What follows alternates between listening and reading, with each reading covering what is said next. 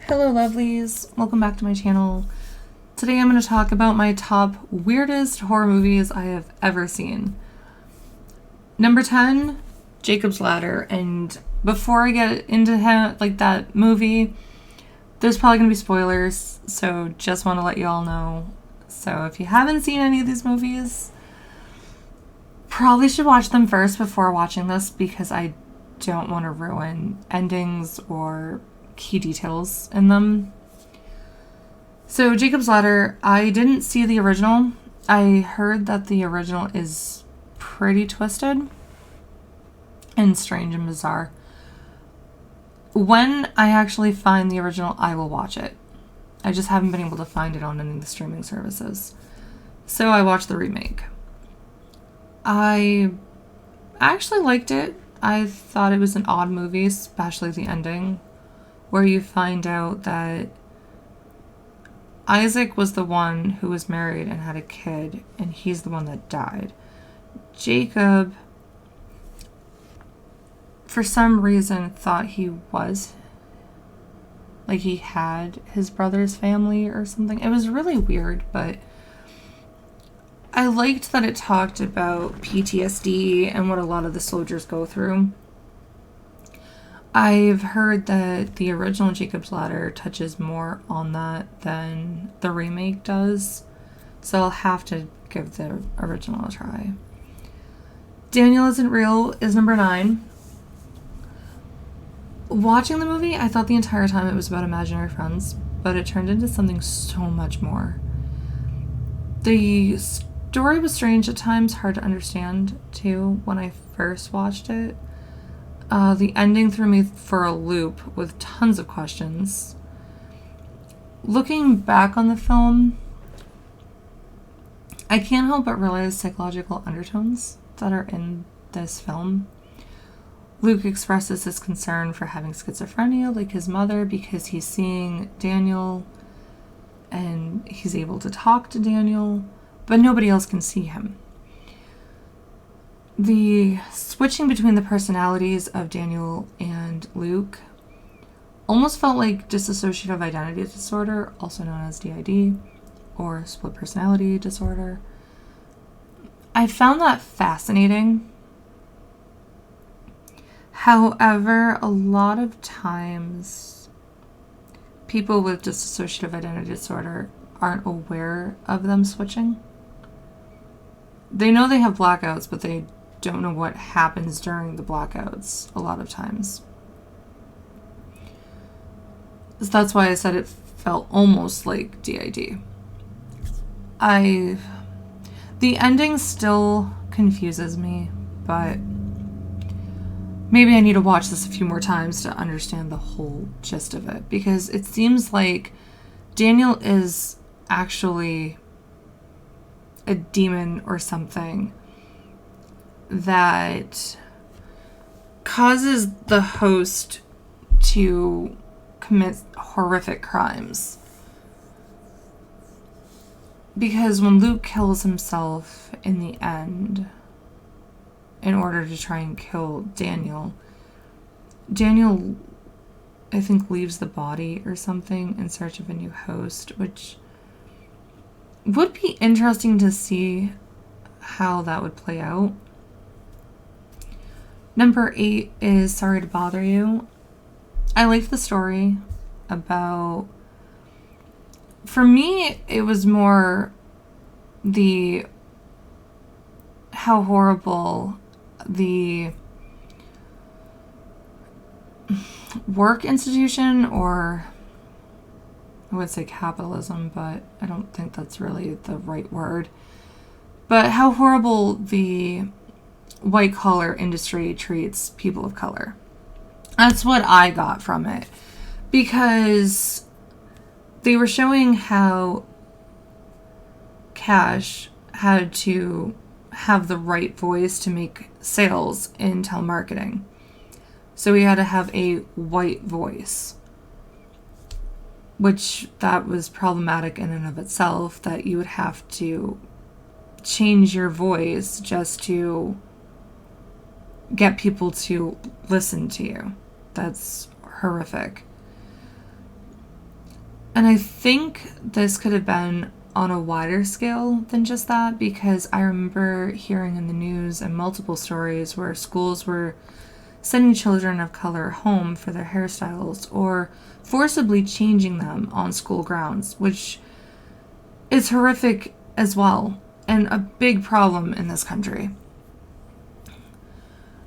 The movie has a powerful message in how people of color are treated.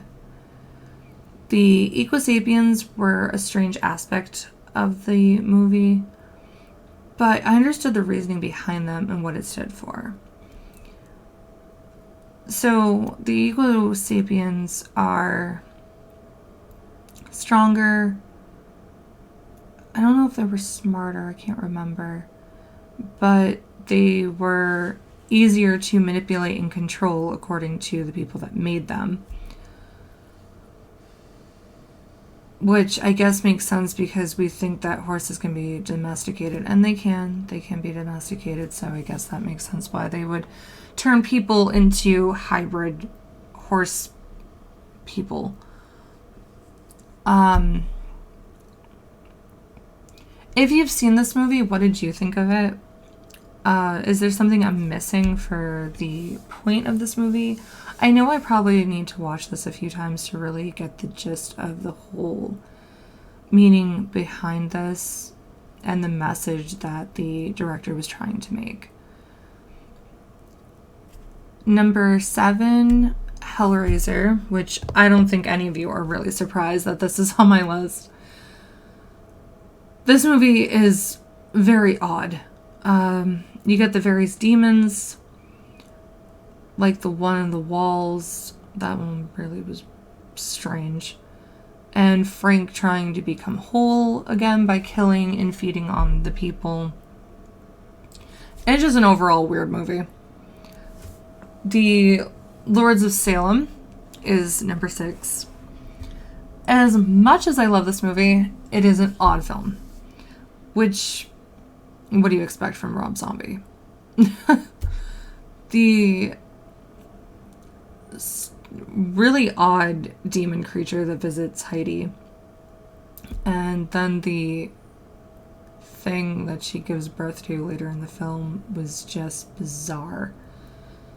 I still love the movie. It's just, I think that was supposed to be like the Antichrist or something. House was, I think it's 1980s that movie came out. But I actually found it a fun watch with some really odd monster ghost things in the house. I had a few laughs watching it. I kind of want to watch the second one because the first one was such a fun watch. Number 4 is The Cell, which is one of my favorite horror movies, mostly because of the imagery in the beginning of the film, and actually throughout the rest of it as well. I know it's they have some disturbing images throughout that movie, but it's disturbingly beautiful, if that makes sense. Like Jennifer Lopez's outfit in one of the scenes was beautiful yet creepy. Once Catherine enters the mind of the serial killer, like I said, things get really strange and bizarre. There's a lot of weird things going on in that guy's head. And I really wanted to know what his childhood was like. You only got a lot of disturbing images. But did those things happen during his childhood, or is his brain just so fractured that it's creating these horrific images? I would have liked to know his exact childhood and what it was like. Because every serial killer that I've studied has had a troubled childhood.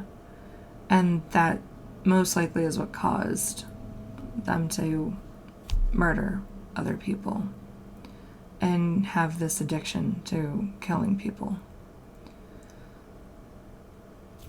Next up is Cam, which I don't know if any of you have seen it. It's kind of a B movie, I want to say. I found it on Netflix, and I enjoyed this movie. I thought it was fascinating because I didn't know what cam girls did or what it was like. This movie showed the life of cam girls and pretty much what it's like for them. How cutthroat it is, that they compete with one another for the spot, like the number one spot. The demon that takes over, or whatever it is, Alice's dream, was pretty odd, and that's what made the movie really strange. Because the entire time she's trying to figure out how to get her life back, because this thing took over and is pretending to be her, which seemed like the people that get their identities stolen. That's what this seemed like to me, and how scary that can be. So I really liked the movie. The Neon Demon is number 2. I didn't understand this movie. I'll admit that. I don't understand the point of the movie at all. It seemed to be more about imagery than an actual plot. The film took a step inside the life of models and their cutthroat life and world. How they'll backstab one another and just, they're horrible to one another. And that's not to say that all models are nasty to one another. It's just what this movie was saying. I loved the imagery in the movie. I thought it was breathtaking. But I would have liked to have known more of what this movie was supposed to be. Which brings me to my number 1 weirdest horror movie, Climax. I've watched it twice to try and understand this movie. It made no sense to me. It's about a dance troupe who have a party after practice or something like that, but someone has spiked the punch. During all of the chaos from the drug that they've all taken unwillingly, a woman has her child in this studio and put them in a room with exposed wires and shut the door. Told her kid not to touch the wires, even though this kid looks like they're a toddler, and leaves the kid there. Not even checking on the kid or anything until something alerts one of the patrons that something happened in that room. And of course, the mom can't get into the room, but we already know what happened. It was heartbreaking and upsetting moment for me. So everyone is under the influence of this drug, and nobody knows who put it in the punch. So some people are paranoid and attack others, believing that they spiked it. A group of them beat this person up and throw them outside in the freezing cold during a snowstorm. While the rest of the patrons are either murdering others or harming themselves, harming others, or just having wild sex. I don't understand what the point of the movie is, or if it's just to show the effects of drugs.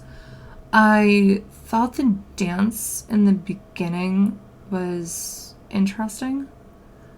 I love dance movies, so I was hoping that I would like this because I love Suspera. I don't even know if I pronounced that right. But that movie was breathtaking in the dance sequences and the horrifying aspects as well. Whereas Climax just seemed to lack all of that, and it was just a bunch of chaos.